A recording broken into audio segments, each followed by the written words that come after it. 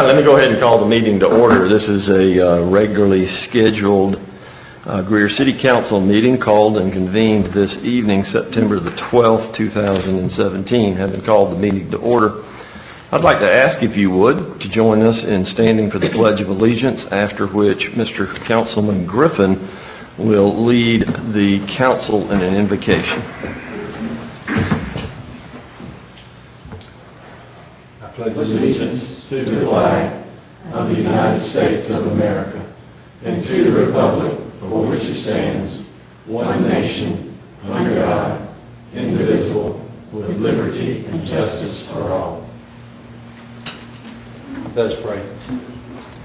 Our Father which art in heaven, hallowed be thy name, thy kingdom come. Father God, it's once again a few of our holy servants going to call in thy holy and righteous name.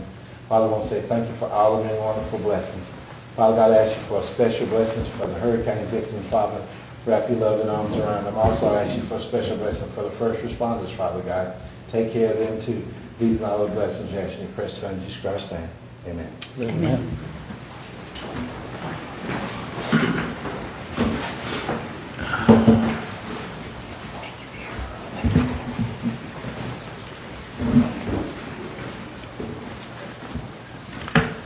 Ms. Duncan, do we have anyone to appear in public forum this evening? No, sir. With that, then, we'll move to the minutes of the council meeting from August 22nd. I'll entertain a motion that they be received. So moved. Second. Have a motion and a second. Any items of note for the clerk? Hearing none. Ms. Duncan? Mr. Griffin? Yes. Ms. Booker? Yes. Mr. Dumas? Yes. Mr. Bettis? Yes. Ms. Albert? Yes. Mayor Danner? Yes.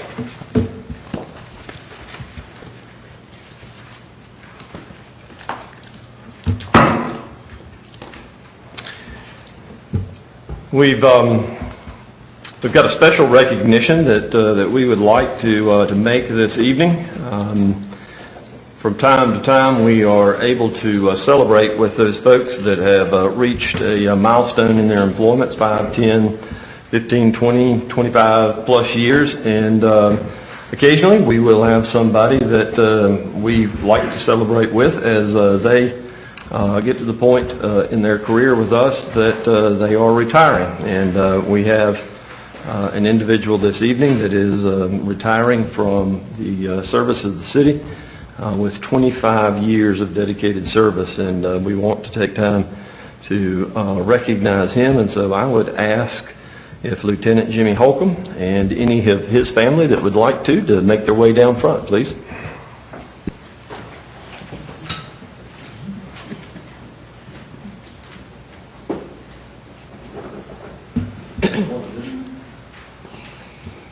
And right there. As I mentioned, this is a retirement, and we offer a couple of things this evening. One of which is a certificate of appreciation. Congratulations upon your retirement from the City of Greer, presenting an appreciation of 25 years of dedicated service to the City of Greer, July 30th, 1992, September 14th, 2017. Mr. Jimmy Holcomb, given in Greer, South Carolina, 12th day of September 2017. Jimmy has been a vital and a major part of our police department.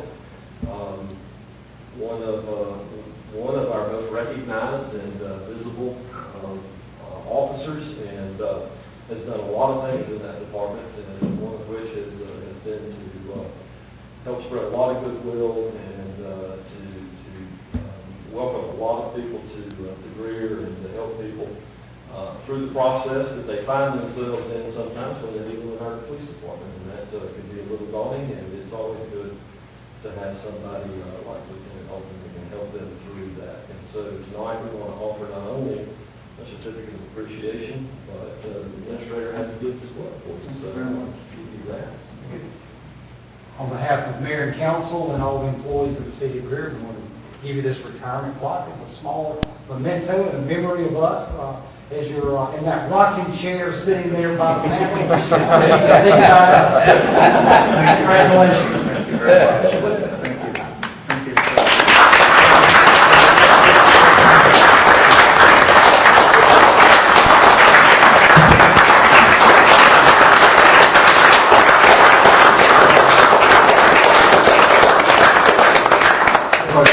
All right, just a quick minute.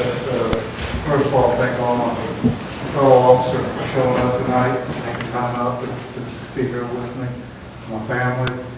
Most of all, I want to thank council for what y'all do. Our department is great. I mean, the police department is great. That's only because of what you guys do for us. We couldn't do half the stuff that we do without your support, and we appreciate it. I know we don't get to say it a lot, but thank you so much. You've made a great life for me and my family, and I appreciate that. And the other officers here, I know, feel the same way. So, thank you. Thank you. Congratulations. Thank you. Congratulations. Thank you very much.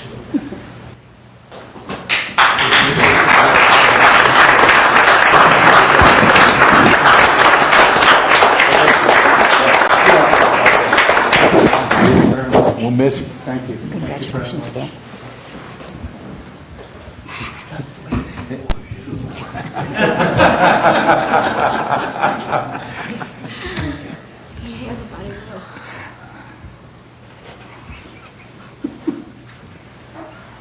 On his comments, the city couldn't be as good as it is without our police officers and our fire department and all our city employees. So we're very grateful for all you do.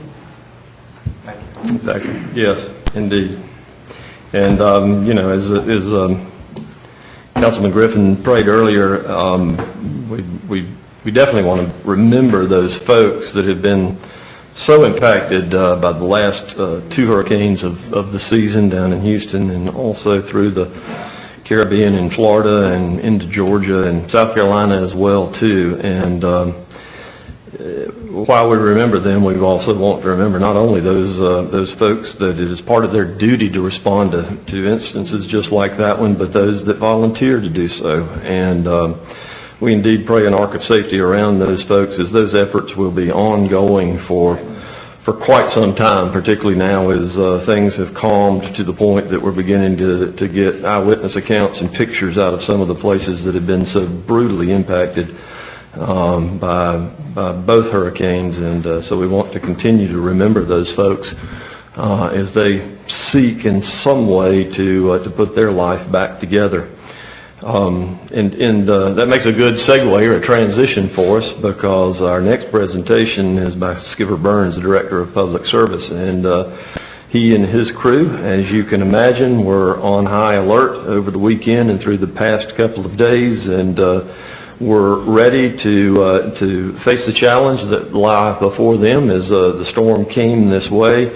We don't have any doubt that those fellows are on the ready when things are coming our way. I know that the administrator had texted me late one evening that preparations were being made, and that Skipper and his men were ready to go. And we weren't sure what the storm was going to do at that point in time. And my reply was, we'll just take it like a snowstorm. We don't know what's going to happen when those get here, but I always know that trucks will roll the minute they're needed. And so with that then, Skipper, the floor is yours for your presentation about the Public Services Department. Thank you, sir. Thank you, Mayor and Council, for the opportunity to bring you up to speed on what we've been working on the past fiscal year. And yes, we did have people in all night last night. We had about 7 different trees or things in the roadway that we opened roadways. So just part of what we do each and every day. We'll start out with some information on sidewalk and curb repair. Each year we make repairs to our sidewalks and curbs. In the past year we did just over 340 foot of sidewalk and curb repair. Also, when we do that, we also try to, we always do, we add the handicap ramps and mats. This is one we added at an intersection. As you know, we do a lot of storm drain work. The past year, we've seemed to have done more storm drain work than what I say normal. We've had several places where we've had some bad pipe. We've had 10 box repairs that we've made in different locations throughout the city. And these repairs will be anything from rebuilding a box, like you see in the picture here, or replacing grates that have been broken or lids that have been broken. Also, along with our storm drain, another way we help reduce erosion and flooding is to keep our ditch lines cleaned out. Over 150 foot of ditch lines were cleaned and cleared of debris and things that just simply wash in and catch and start stopping them up. This location we added riprap to help control the runoff up on Mount Vernon. We did the first section of this about 2 years ago, and then we went in on this other section where we were still having some erosion problems, and we added that area right there. This year, some of the other storm drain work that we've done is inspected our lines. Past year, we inspected just over 4,450 foot of lines. Most of this work was in our downtown area as we're getting ready for our streetscape project. That is just one of the pictures that we see when we're going down a storm drain, that we know there's a problem there. So with the footage and our location, of we know where we are, then we can make notes and go back and make repairs. Along with cammering the lines, we also clean. So we did a little over 1,900 foot of lines this year. This is one where, this is the old hospital property. Right before we released that property, when we sold it, we went in and cleaned all the storm drains in there, removed all the silt mats around them, and this kind of stuff. Asphalt work's another thing we do a good bit of. This picture is of an asphalt gutter we installed up on Peachtree. We had a problem with it washing off the edge of the road and rutting the edge of the road, so we installed this asphalt valley gutter, rebuilt the box in there, and tried to make the water quit washing out through there. Also, along with our asphalt work, that type, we patched 237 potholes throughout the city. This is another area we made repairs down on West Phillips Road. The edge of the road was breaking away. That road takes a lot of traffic. We had large drop-offs on the shoulders of the road. We used about 65 tons of asphalt, and as you see, we reclaimed the shoulders of that road. As you know, each year we have to do a certain amount of parking lots and railroad crossings and that kind of stuff. With your help, last year we obtained what we call a strike machine.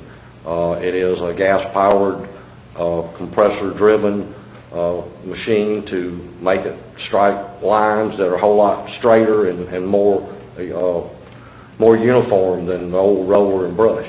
So we did the one at the Kids Planet. We did the city parking lot up here between Main Street and Victoria, and we've done some railroad crossings. As each spring and summer our crews mow along the side of the roadway. This past year we did a little over 1,500 lane miles of cutting back on our roadways. And of course, as you always remember, we cut the cemeteries as they're needed. Another thing we spent a good bit of time on, which we think helps us in some of this storm, is we try to cut low-hanging limbs, and we try to keep some of the overhang that's out on the edge of the roadway. We cut back this one over on Sweetbriar Road. These limbs were hanging way out over the curb line, making it hard. I couldn't get the sweeper truck down through there because I was hitting certain vehicles, were bumping mirrors and this kind of stuff. So we cut that back. As we know, we have trees down. This past year we had 6 different locations with limbs that blocked our roads. This picture is one of a very large tree that fell on Mulberry Street. Our team removed all the debris in the roadway, had the street back open in a couple of hours. This is the one that was about as much of it on the house as there was in the road. So we got everything we could from curb line out and removed that. As you're very much aware, we run the street sweeper. We were able to increase the amount of sweeping this past year due to staffing. Our staff level is up. 600 more lane miles were swept this past year. 90 more lane miles of curb and gutter was sprayed than the year before. And this is also a help to our stormwater program to keep the silt and dirt out of our systems. Street signs, you know, that's another thing we do each year. But you see those numbers are about the same. We're a little less on sign and post repair, but the other numbers in that state about the same. It is fast going to be time for our leaf collection season, and we look forward to that every year. So this year it will start on November the 6th. We'll run that through the week of February 5th. We will do our mail-out information mid-October, and it's just a service that we've had very good success out of, so we're going to be doing it again this year. And don't forget, January last year we had a snow event. Our crews worked throughout the night and day to keep our streets passable for our residents. 1,215 miles were driven, spreading salt, sand, plowing roadways. This is the first year that we have been able to obtain salt, and the DOT gave us the salt, and we can run it through the spreaders that we have. And this cut the amount of sand we had to use way back and everything, and it was a whole lot better and more efficient. This is just some numbers for our maintenance shop. As you can see, most all of our numbers were about the same as they usually run. The miscellaneous jobs, that is a large piece, but not the biggest area. But that's the work that we do in doing the paperwork for work orders, ordering parts, getting quotes on parts, carrying cars, carrying vehicles to a service that the dealer service. If it's anything under warranty, we try to get it fixed that way. This year, through our safety and our wellness committee, we held a class in our vehicle maintenance shop at OC building. Ray went over the basic maintenance from checking oil and transmission fluid, battery terminals, tire pressure, even where to find the jack and the spare tire. And we had one of our participants that really wanted to change the tire. So with no shop tools, just the tools that came in the truck, we lowered the tire and changed that tire. Spring cleanup day. This past year we held our spring cleanup day on April 29th. We had great participation from our residents. We had 35 more residents dropped off materials than the year before, and our totals are about the same. We went up a little bit maybe on the paint, and our plans are already making for the next year. Recycling, this graph shows our numbers for the recycle, both curb and recycle center. The green line for our recycle center, which had an increase 51 tons. The red line is curbside recycling, which had the largest increase of 104 tons. Just to note, some of these numbers, all these numbers I get from our contractors, so sometimes I wonder if we're a little bit high, but those are the numbers that I have from that. So, all right, of course, you know, we collect e-waste at the recycle center, and we were very fortunate this year. We felt like that we were down about 2 tons. I think we finally got rid of some of the dinosaur TVs and this kind of stuff, so I think that's helping that program some. Talking about my television. Hey, you'd be surprised, I get one of them almost every day. This graph shows our garbage numbers for the past 5 years. As you can see, we've had an increase of 261 tons of garbage this past year. And we expect these numbers to go up with the number of homes that are coming online each and every day in the city. We are running anywhere from 30 to 50 new residents per month occupying new homes. And as you remember, we had a crew went to Mount Pleasant this past year. They went down end of October and the 1st of November. We had 2 4-man crews went down and stayed the first week, and then they swapped and another crew went down.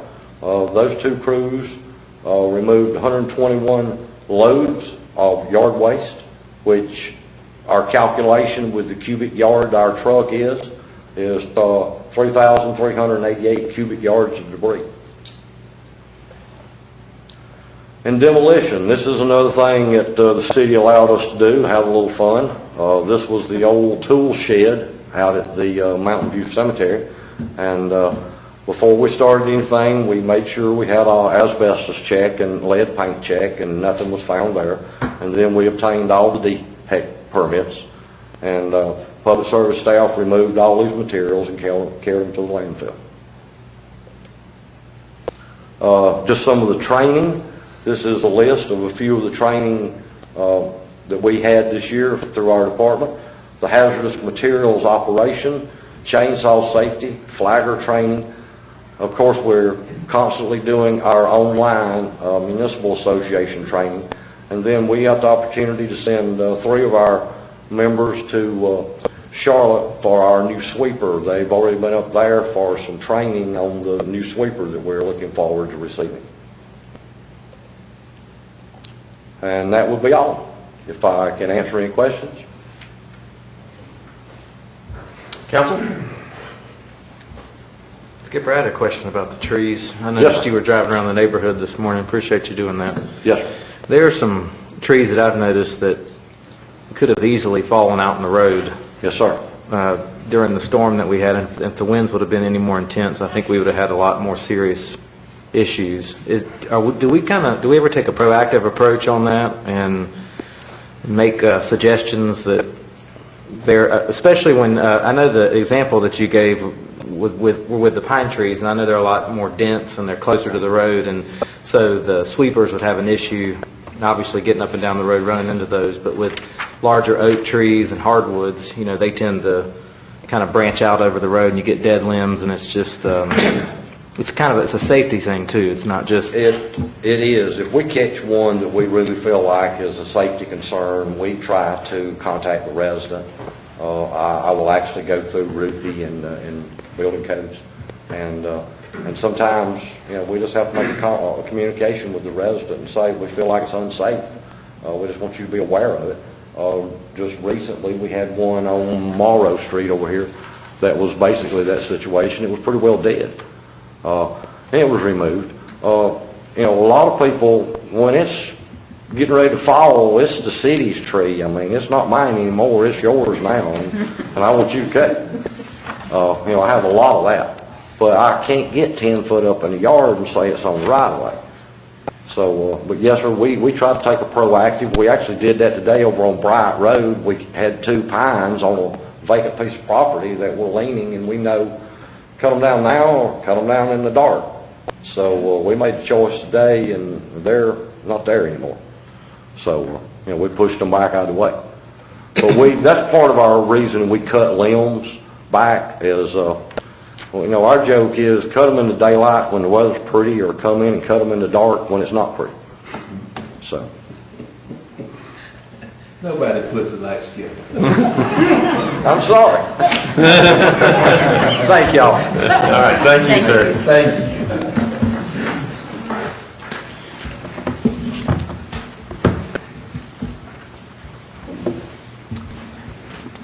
Mr. Driggers, it appears it's time for the administrator's report, sir. Thank you, sir.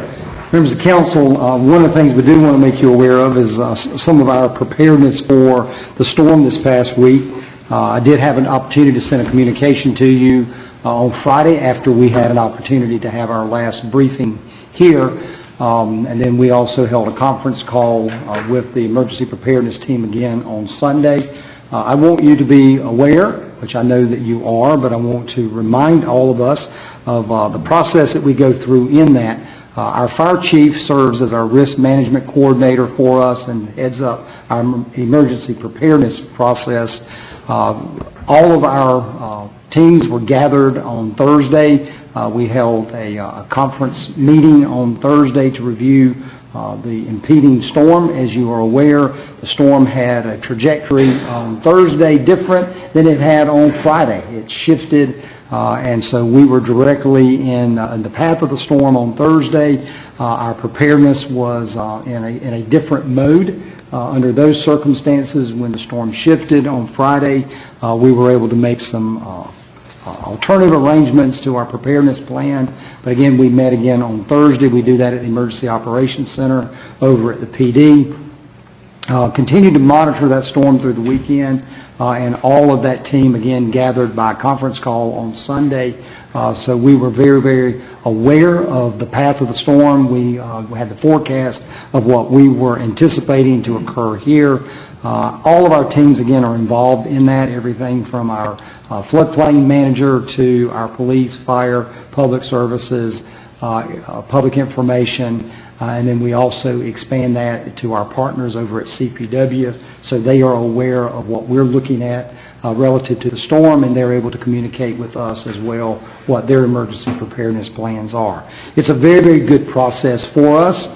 We will continue to do a briefing to you electronically as we did this past week, as conditions would warrant that. But we believe we were extremely prepared for a worst-case scenario, and we were very relieved that we were able to stand down a bit for that as we approached all day yesterday. Very, very proud of our folks. Extremely well trained, extremely well prepared for the level of emergency that we would have anticipated here in our community. So good job to all of those folks. If you ever have any questions about how we do that, or if you'd ever like to be involved in any of those and see that in action, by all means let us know. We won't have it scheduled because we don't really know when the next emergency is going to be. But we certainly, as we are preparing for those, we are glad to involve you and allow you to have a little behind-the-scenes glimpse of that process and what's involved in that. A couple of calendar items that we want to make sure you are aware of. One of those is our Employee Benefits Fair. That is taking place this Thursday. It'll be at the Cannon Center. We start at 7:30 on Thursday morning. Your packet of information for you as individuals is in your mailbox in the conference room tonight. So I encourage you to stop by, pick that up. Several things that we would need to know from you relative to the open enrollment period as well. But we do hope to see you at our Employee Benefits Fair this Thursday. Over the weekend, we have a local event called Greer Trade Days that'll be taking place on Trade Street downtown. That's this Saturday. On September the 30th, it will be our Rail Festival. Very timely for us. As you are aware, we've had some recent accidents involving both vehicles and pedestrians on our railroads, and we want to take this opportunity to celebrate the history of the railroad in our community, but to also use this opportunity to make sure that we are sharing public safety information with our community as well. That'll be taking place on Saturday, September 30th. As we roll into October, to go ahead and place on your calendars, we are also participating with our partners at CPW and the Friends of Lake Robinson for the Friends of Lake Robinson Day. That is on Sunday, October the 8th. Look forward to that event coming up. Just as a matter of information, as you are hopefully aware, our police department provides a tournament each year that they do to raise funds for fallen officers' families. That fund, unfortunately, over this past year was completely depleted because there was a need for those resources. But our PD and our community rose to the occasion, had a very, very successful event this year for that softball tournament, and they were able to completely replenish their fund for that program, raising over $15,000 at that event this year. It is a wonderful opportunity that department takes, that in times of tragedy that will affect fellow officers and their families, this is a resource that they make available to those folks, and very, very proud of our people for being able to participate in that project. We are moving forward with our Wade Hampton lighting project. If you have been through the Wade Hampton corridor at night, you can see that there's a portion there from Gap Creek Road up to, I guess we're up to about Walmart, a little bit further than that. A little bit past Walmart now, as they've moved, continuing with that project. We have about 150 fixtures that have been installed, so we're at about the 2.25 mile mark for that project for the 7-mile stretch from city limit to city limit. It is moving very, very well.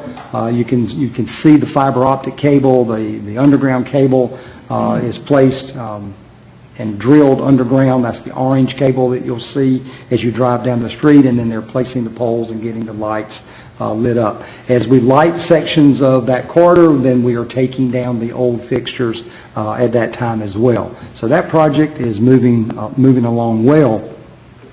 One of the things that we knew that we would encounter this year in moving from the old fixtures to the new fixtures would be making a decision what we would do relative to Christmas decorations on Wade Hampton Boulevard. And so I wanted you to be aware, because you may get calls from constituents in that area, because of the retrofitting that will be necessary for the new fixtures. We will not be installing those decorations on Wade Hampton Boulevard this Christmas season.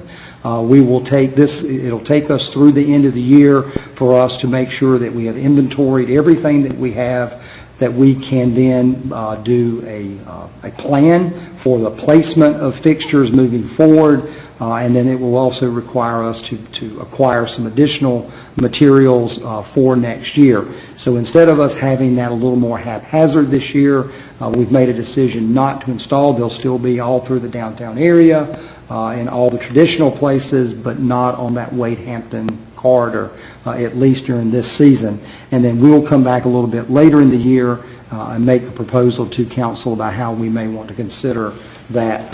It's going to be a very different environment for us on Wade Hampton Boulevard with those new LED lights, and we thought it would be most prudent this year that we not try to mix that up from old to new in this first year. So we're not going to be installing those. You may have noticed as you were coming into the building, we have completely refinished the hardwood floors here in our outer lobby area as well as the stairwell. It was time for us to do that. One of the things that you don't always notice about a wood floor is that it starts to fade over time and it just kind of blends in. But we were able to pull back a section to see what the original floor looked like, and we knew that it was time for us to get out and do that.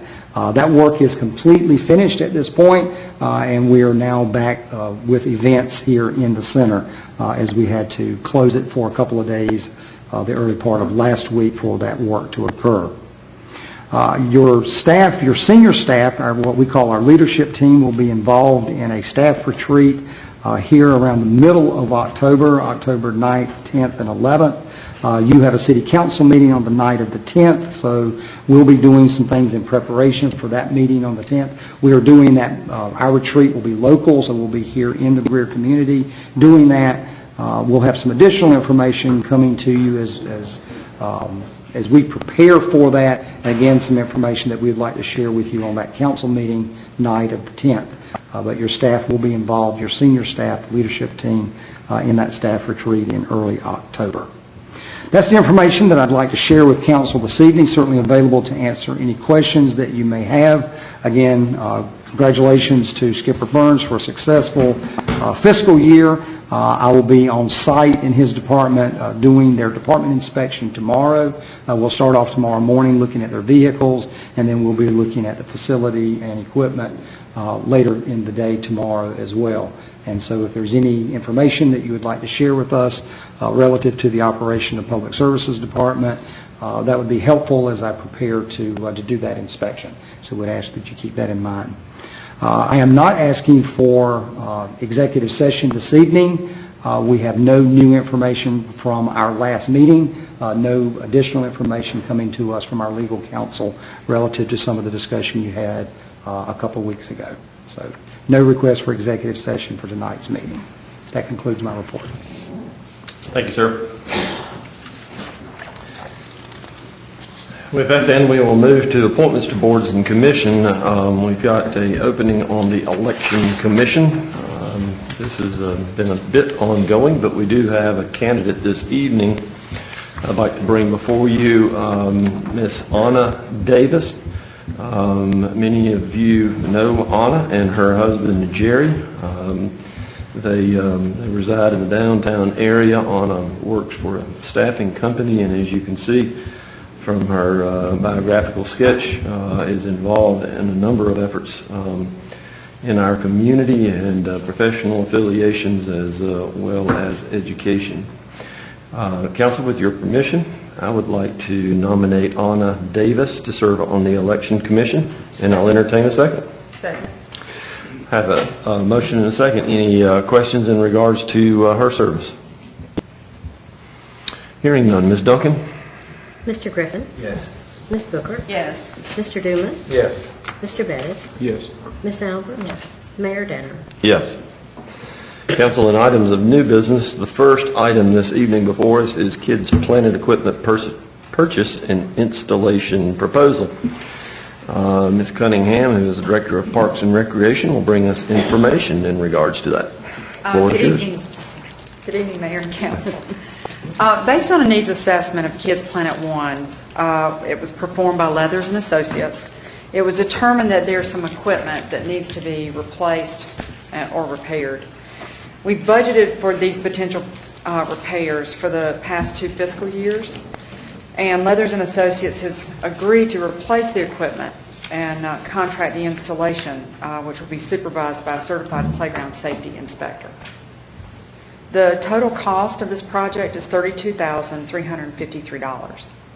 And this total includes the cost and the shipping of the materials, all the labor and travel expenses, local fees, and final inspection.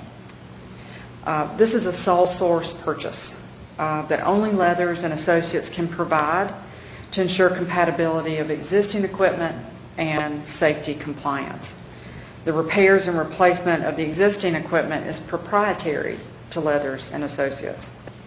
And I'd like to ask Council for your approval for the city to enter into an agreement with Leathers and Associates so that we can make these needed repairs for some of this equipment that was outlined in the needs assessment that we did for Kids Planet One. And I'll be glad to answer any questions that you may have. Council, on the recommendation of staff, I'll entertain a motion. So motion. And a second. Second. Floor is open for discussion. Questions?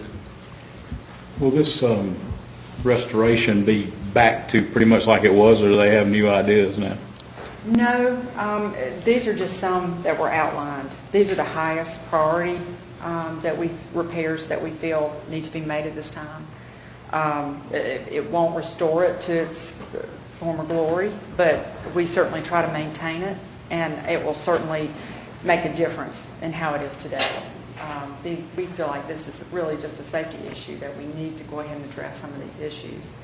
Actually two of the repairs we've already had to close down those particular features, so we would really like to be able to bring those back. One being a sliding board and one is a springs toilet. So no, not completely. Thank you.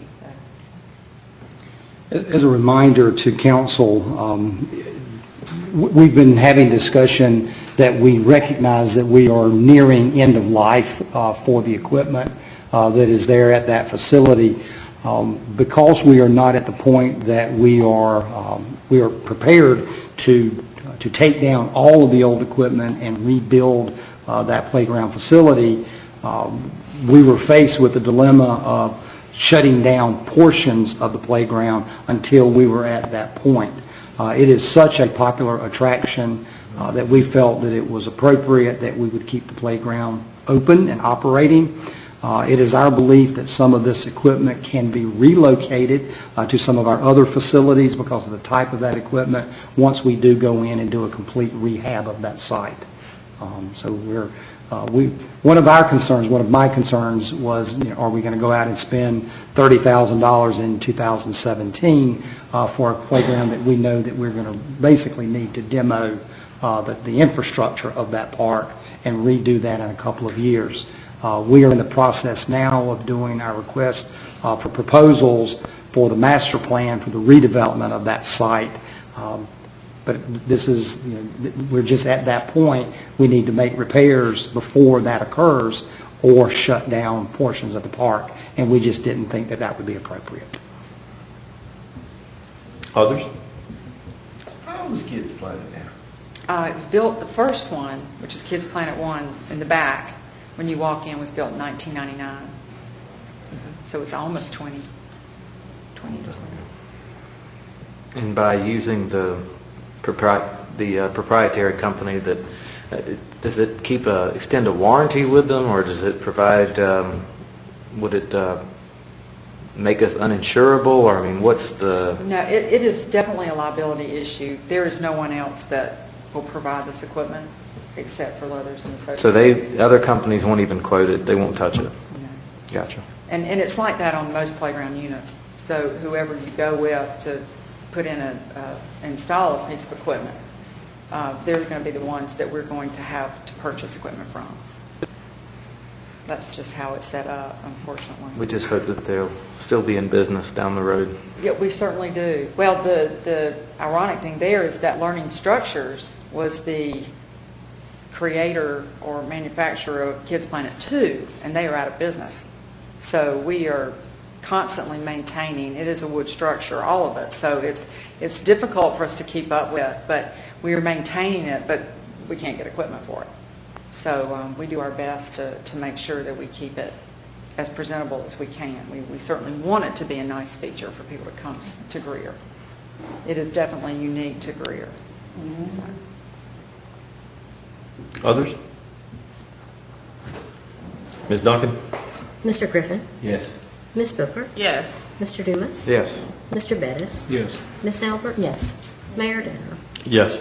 Thank you. Thank you.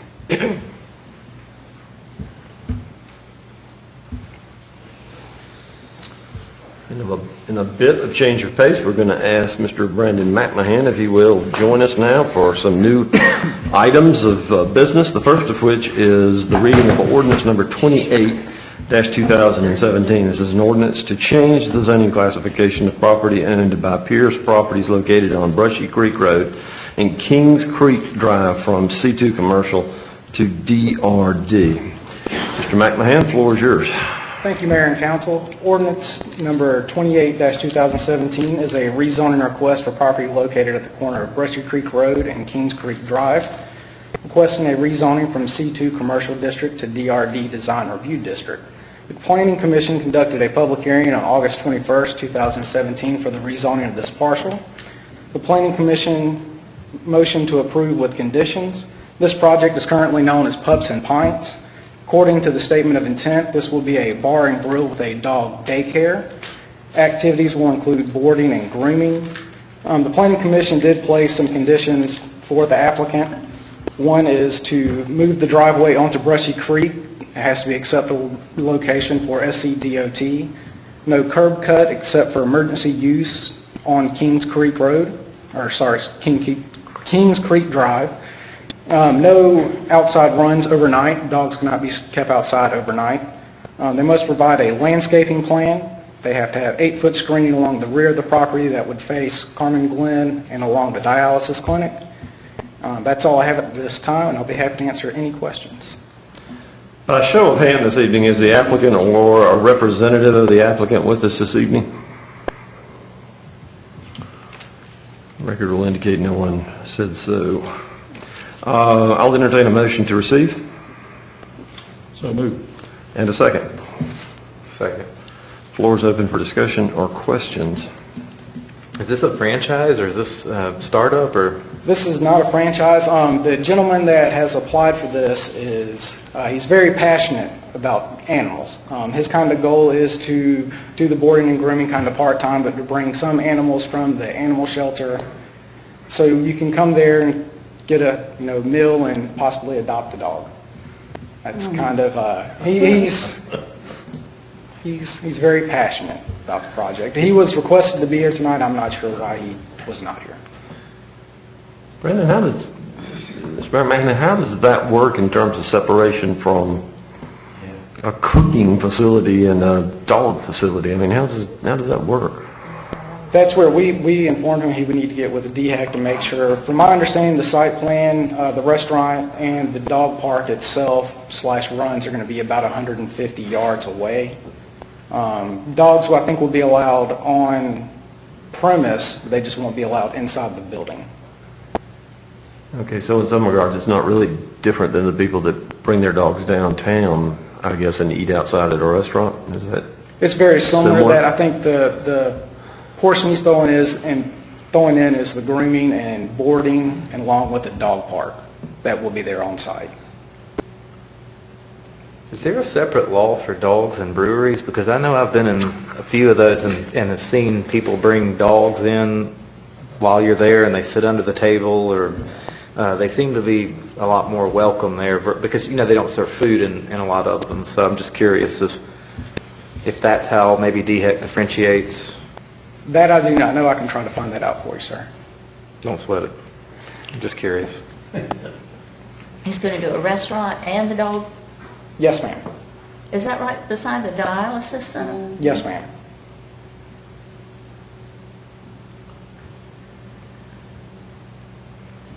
How much, it may say in here, maybe I missed it, what's the acreage that he's planning on using there? The total acreage for that lot is 2.068 acres.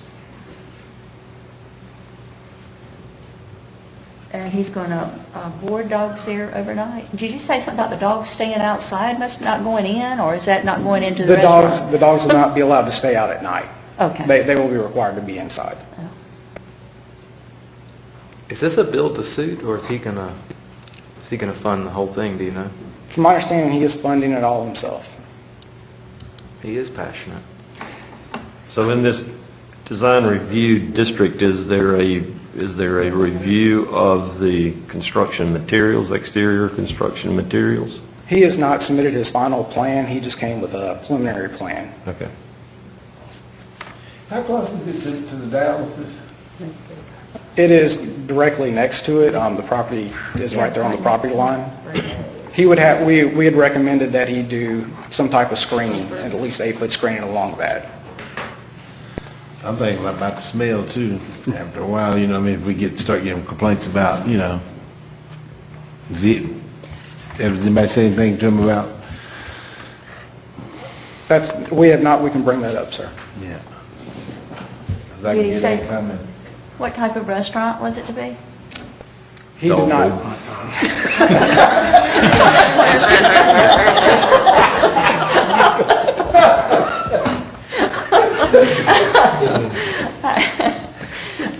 He did not. No, that wasn't nice, but...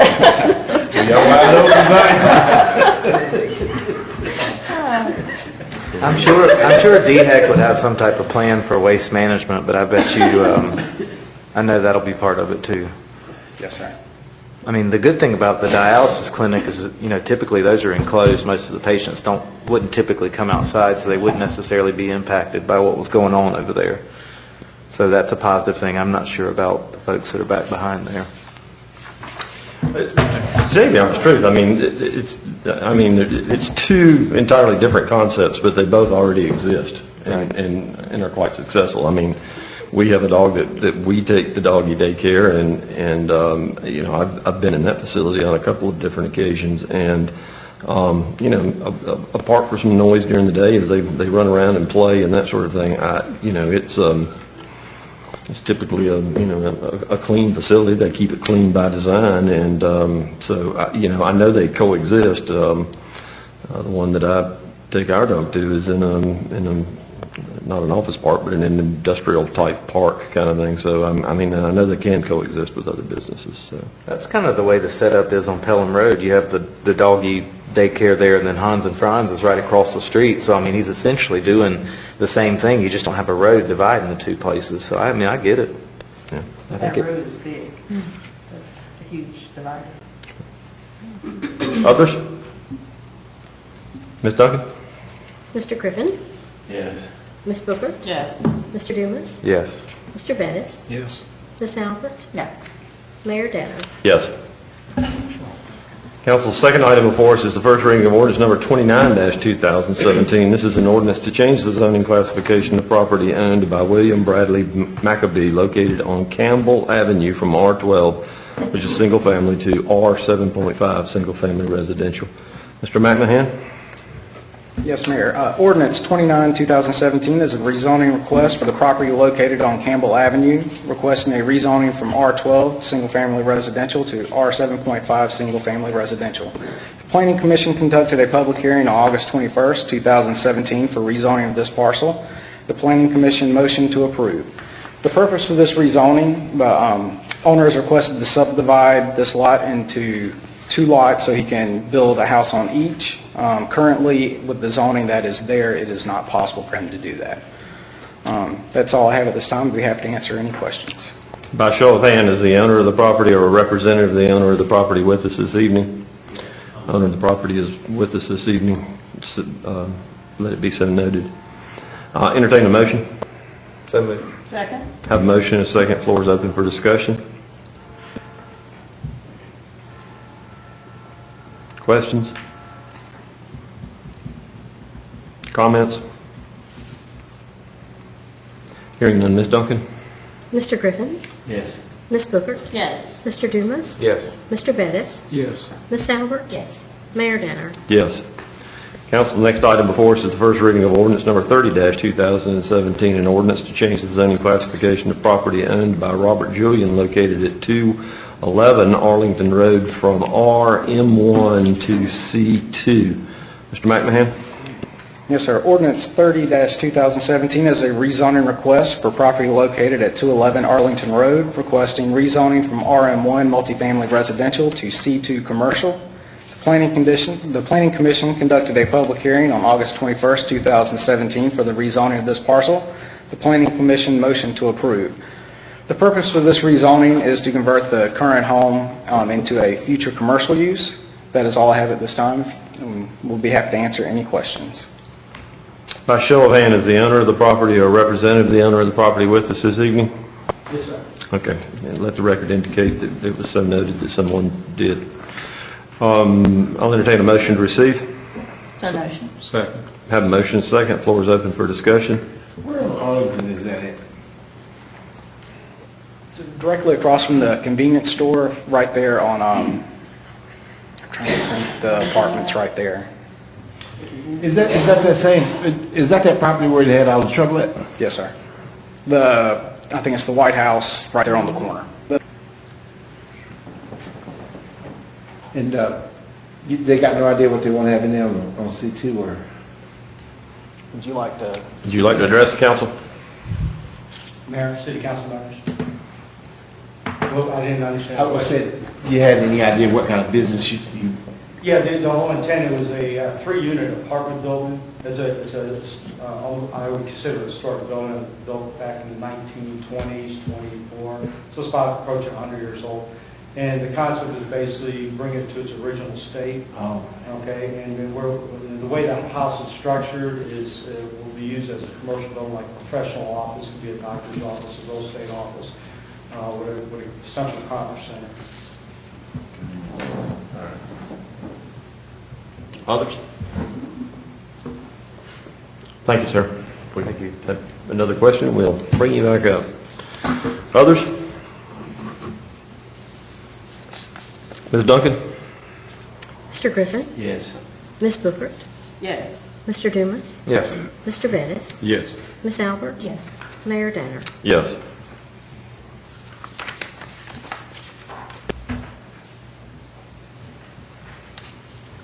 Council, first reading of an ordinance to provide for the annexation of properties owned by 1, D&D Construction and Investment LLC, and 2, Doris Properties LLC, located at 306 South Buncombe Road by 100% partition, and to establish a zoning classification of I-1 for said property. Mr. McMahon? Yes, sir. Ordinance number 31-2017 is an annexation and zoning request for property located at 306 South Buncombe Road, corner of Super Mill Road and Buncombe Road in Greenville County.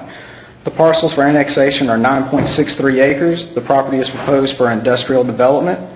Planning Commission will conduct a public hearing on September 18, 2017 for the zoning of these parcels.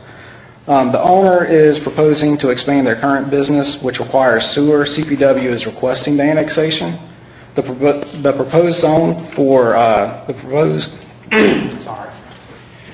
this parcel is proposed for I-1 to continue manufacturing. That's all I have at this time, and I'd be happy to answer any questions. By show of hand, is the owner of the property or representative of the owner of the property with us this evening? No one indicated so. Entertain a motion to receive. Second. Have a motion and a second. Floor is open for discussion. This is the parcel next to Associated Packaging, is that right? Yes, sir. Where's the contiguity with that new request? If the road is removed, we are able to push the properties together. If you take the road out of the equation, which state law allows, we are able to show that the property lines are contiguous. Now, Associated Packaging is not in the city, correct? They are not. They are going to stay in the county. The property around them will be in the city.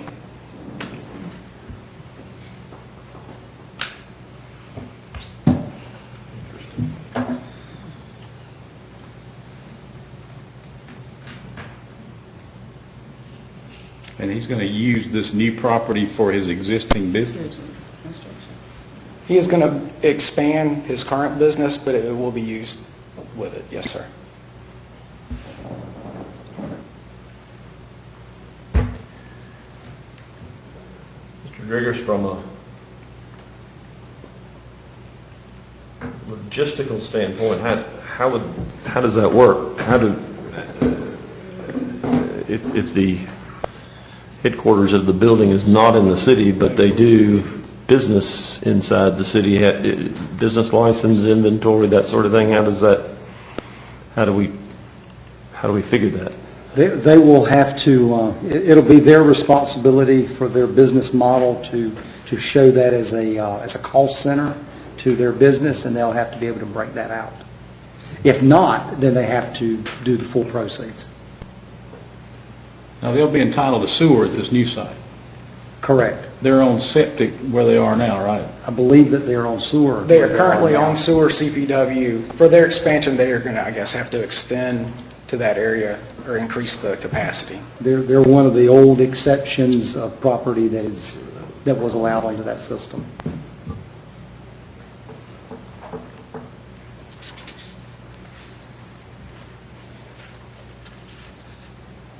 Have a motion and a second, Ms. Duncan. Yes, sir. Other questions? Ms. Duncan? Mr. Griffin? Yes. Ms. Booker? Yes. Mr. Dumas? Yes. Mr. Bettis? No. Ms. Albert? Yes. Mayor Danner? Yes. First reading of ordinance number 32-2017, an ordinance to provide for the annexation of property owned by Tree Farm Incorporated located on Robinson Road by 100% petition, and to establish a zoning classification of I-1 for said property. Mr. McMahon? Thank you, sir. Ordinance 32-2017 is an annexation and zoning request for property located on Robinson Road in Spartanburg County. The parcel for annexation is 84.49 acres. The property is proposed for industrial development. The Planning Commission will conduct a public hearing on September 18, 2017 for the zoning of these parcels. The purpose of this annexation is for future industrial development. We have annexed several properties in this area in the past month. That's all I have at this time. We'll be happy to answer any questions. By show of hand, is the owner of the property or a representative of the owner of the property with us this evening? Record indicating that no one appeared. Entertain a motion to receive. So motion. Second. And I have a second. Floor is open for discussion. Did they say what industrial development is going to do? They have not at this time, ma'am.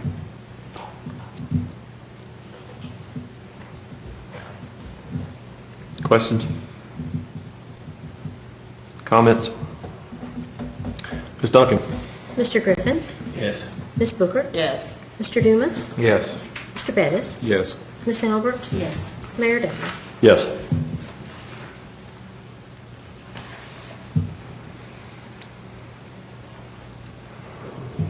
Last item of new business, and no items of old business before us. The last item of new business is a discussion regarding intermodal containers. Mr. McMahon, you want to lead us in that discussion, please, sir? Yes, sir, thank you. This is in reference to ordinance 21-2014 in reference to storage of intermodal units. We've recently had a few questions of if they're going to be allowed in residential areas. Our question is, we want a little guidance on how you would like us to kind of enforce this a little bit more. The intent we were going with is to preserve and protect the visual quality and character of the neighborhoods. We've had an individual come to us and say they would like to put siding on these units, put a pitched roof, make it look more like a storage unit. We were just trying to figure out if this is the way the intent of the ordinance was written. Is it basically for the look or for the building itself within residential areas? Good question. We had that discussion before that. And so, Everything was brought up. yes, and that's the reason we're bringing it back to you. The ordinance is clear. The ordinance says that the container is not allowed. Yeah, that's right. So the purest interpretation of the ordinance is that no, you cannot bring that unit into a residential area and use it for storage. That's right. What we needed for clarification was the concern or the intent that it is that storage container as it would appear in its industrial environment when we had a request for that unit to be used and for it to be modified that would make it more visually like what would be allowed with other materials. We needed to make sure that we were understanding the intent of the ordinance is that are they not allowed under any circumstance, no matter how you dress it up, or was it we didn't want them as industrial containers? I think we said at the time if you'd started, they was going to open Pandora's box because you didn't know what you was going to end with in the end once you open that. Yeah, and I was... because then people start wanting to live in them and put siding on them and then put a porch on it. Well, and I still believe, as I did when this ordinance passed, that as long as we give them guidelines on how this can be done, that's okay. Use it how you wish, but it's got to look like we think it should look. And it's got to be, have underpinning or some kind of foundation or something like that. These things are being used for a lot of different things now. I would agree. I mean, I was one of the drivers of this when we first started out. In fact, it was, a real pet peeve of mine when these things started popping up. And to Riley's point, there are a lot of valid uses for these if they're treated in a proper manner. I guess my angst would be, to Mr. Griffin's point, is, how do we regulate what it is that constitutes one of these things? Because to simply wrap it in plywood, I don't think is our intent. But on the other hand, if if there is some form or structure to it, I don't know that it does differ much from a wooden shed. Part of what we would need to consider is I think most of these containers are 20 or 40 feet long. I know they're probably at least 8 feet tall, maybe even a little taller. By the time you put a pitched roof on it, I think that's a consideration that we've got to make for where the placement is and that sort of thing. I know we've got setbacks already. But unless we have specific guidelines in terms of in enforceable guidelines in terms of what the ultimate construction looks like, I'd be hesitant, as Mr. Griffin pointed out, to open that door right now. Yes, sir. Well, we have very clear guidelines on how you build a house. I don't think it would be that much different to determine guidelines on how you put one of these out. Yeah, and I would agree, but the problem becomes, I mean, we don't have any guidelines right now for a shed, for a stick-built building. And I'm not sure how we would differentiate between a metal structure that's built over as opposed to a wooden structure that's constructed somewhere and brought in your backyard and dropped off. I can't help but believe it's one of those things that somebody has already invented that wheel somewhere. Well, what about, didn't they talk, last time when this came up, they talked about stacking them too? Sure. How high? Well, that would be something that we would have to put in our ordinance. Well, they're building them right now on 26. There's two of them. The little log cabin place has two of them that they're converting into a house that's currently under construction now. But they do use them a lot. And they're But I don't want structurally a them. lot more sound than the wood or the stick-built structure. So I mean, it's not a stability thing. It's more of a ambiance. The person that's approaching you, I mean, do they have some ideas or suggestions about what they view somewhere else, or is this something that they've just come up with, or?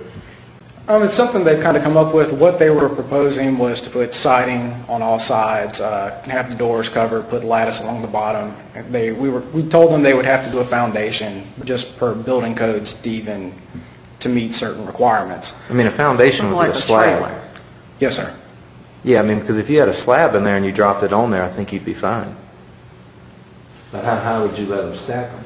I don't think I'd let them stack them. I just make it just one They could be, single. a single. I'd even go so far as to say that, you'd even have to have some sort of window or something in it. I mean, I guess the key is the guidelines. I mean, we have specific guidelines for different areas of the city and oversight in terms of that construction. I mean, that doesn't prevent somebody from down the road as the siding falls into disrepair or the roof falls in disrepair from just stripping that away. We'd have to have some ability to enforce that over the length of the structure somehow or another. But I'm not opposed to taking a look at some sort of guidelines and regulations. I think, as Mr. Bettis indicated, it's a place for us to start because there are legitimate uses for them. With that position, I think what we would be best served to do would be to do some research, to see if some other folks have already kind of crossed this bridge and have spent some time on. Our position was we did not want to put staff resources to any of that if your response was, the ordinance says they're not allowed, they're not allowed. Right. And if that was our position, there was no need for us to put any staff resources toward it. With the response we received this evening, we'll do some research. We'll see what else is out there. We'll go ahead and approach it from a perspective of saying, what I believe I'm hearing is that it is about the aesthetics. It is about the appearance of it relative to neighboring properties. And so we'll look at it from that perspective, and we will make some recommendations, bring something back to you that says here are some amendments or some modifications to that may be more in line with that thinking. And then council can approve, disapprove, amend as you would see fit to see if we're on the right track. You might also look at if they want to bury them there. And we're hearing. Serious. Yes, that is one of the trends is for them to be used more as bunkers. Yep. Yeah, I think we've got to think through this in terms of a new way of looking at things, because knowing what the cost of even the 20-foot container is, by the time you do those kinds of improvements, I can't imagine why you would spend that kind of money as opposed to a stick-built structure. You could do a metal structure for about the same amount of money. And, if somebody's going to use it in a residential setting, I think we've got to be very, very specific about what we're looking for, because I could easily see somebody turning that into a small business or, something else with the permanency that you would have from that, because it's really not too far-fetched to think that if you ran electricity to it, you could put an air conditioner unit and a window in it and a front door in it, and you'd have somebody living in it. So I think we've got to be very specific about how we move forward with it. Yes, sir. Thank All you. right. Yeah. Okay. Thank you, sir. Good job of filling in tonight. We'll give you kudos when we see Ms. McCormick next time, all righty? Council, in executive session, we had no items to discuss this evening. With that, we stand adjourned.